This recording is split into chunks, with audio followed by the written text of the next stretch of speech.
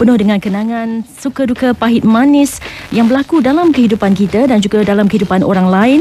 Jadi diharapkan agar apa yang berlaku kita jadikan iktibar dan menguatkan lagi semangat kita untuk tidak patah semangat, untuk terus berfikiran positif dan juga berusaha bersungguh-sungguh untuk mencari jalan keluar dan juga berjaya meningkatkan lagi ekonomi keluarga kita dan juga membawa kita ke arah kehidupan yang lebih baik. Dan kepada anda yang bercadang untuk berniaga, untuk menyambung kembali pengajian anda, dan ada yang bercadang nak berumah tangga pada tahun hadapan, kami doakan yang terbaik untuk anda. Semoga apa yang anda cita-citakan akan menjadi kenyataan, tetapi perlu disusuli dengan usaha dan juga doa kepada Allah Subhanahu Wa Taala. Mudah-mudahan doa kita dimakbulkan.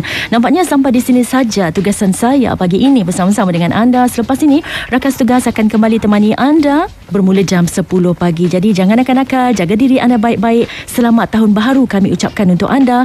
Sebarang salah silap saya mohon maaf. Dari hujung rambut sampai hujung kaki, ada rezeki. InsyaAllah kita akan jumpa lagi petang ini. Dengan itu Lin Zanu mengundurkan diri. Assalamualaikum.